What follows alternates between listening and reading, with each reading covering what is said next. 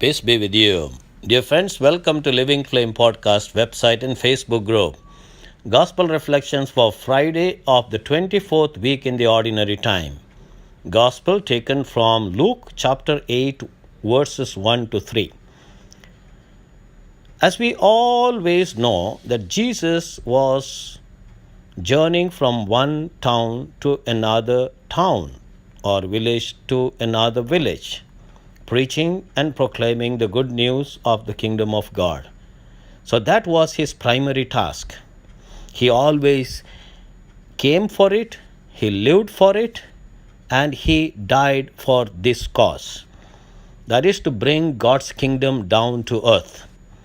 That means establishing a rule of love, not laws, rules, and regulations that can burden us.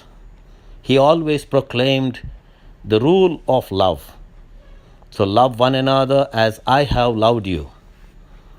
There is no greater love than laying down one's life for one's friends. I have come to call back the sinners and not the righteous. So he was friends with the sinners, the tax collectors, pagans, the Samaritans, even the ordinary Jews. Of course, he had some differences of opinion, or he criticized the scribes and Pharisees, the chief priests, and the elders, who were not welcoming his message of love. They were targeting him because he was working miracles on a Sabbath day, and he was sitting with the tax collectors. He was moving and living with ordinary people. And actually, that is the real secret of God's kingdom for Jesus, being there just spontaneously, helping out people. Dear friends, when we think about God's kingdom, it is not very complicated and complex. What we need to understand is we have to be natural, we have to be spontaneous, and we need to have that abundance of love towards one another. That is simply God's kingdom. And what is going to happen after our death, as we know in faith, that through Jesus Christ we will be experiencing God's love. That's why John in his letter very clearly affirmed that God is love. There is no better way to explain God. We can always explain God as infinite, powerful, omnipresent, eternal. All these words are complicated perhaps, that go beyond our understanding sometimes.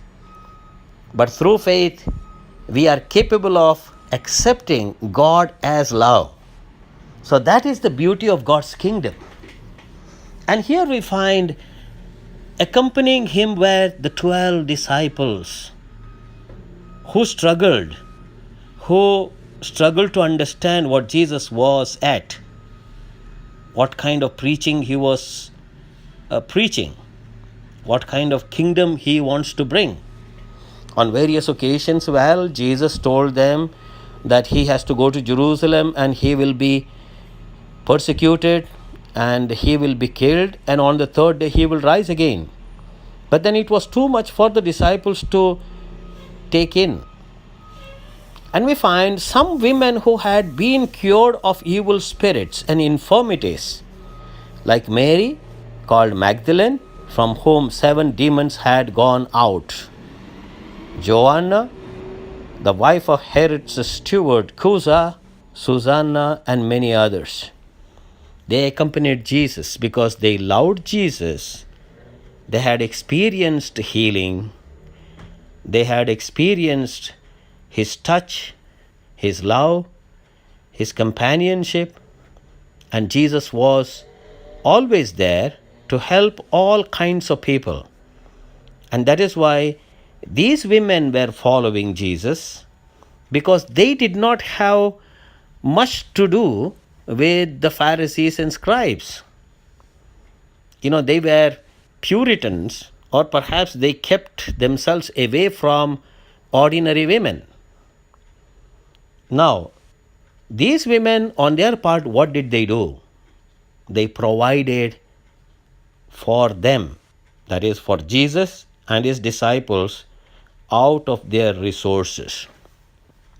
Today in our parishes, there could be a Lucy, there could be a Mary, there could be a Celine, there could be a Cecil, there could be any other woman or women who provide for the needs of the church. Now, in my pastoral life, I have come to know on several occasions women who were very close to the church, who loved the church, who came and cleaned the church, and who offered free of charge services to the church. Whether it was helping out in the office, or cooking for the priests, or cleaning the campus of the church, or helping out in catechism, helping the kids, or keeping a vigil at night in the church when there was an adoration or a prayer service. Many more women came forward. And that is why we can just imagine in the life of Jesus, if the women were closer to Jesus, that means women would be also closer to the priests and pastors. Nothing wrong about it. I do not want to criticize the men. There are wonderful men who also contribute a lot to the church, to our parishes, who are volunteers, ushers, pastoral helpers, etc.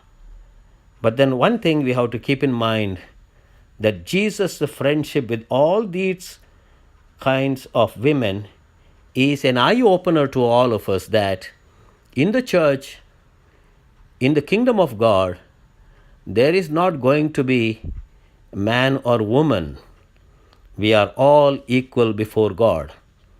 And that's a beautiful message to all of us today, dear friends, as we understand Jesus proclaiming God's kingdom with that power, with that intensity, with that conviction, with that real commitment on his part, always journeying from town to village, from one village to another village, untiring work for God's kingdom.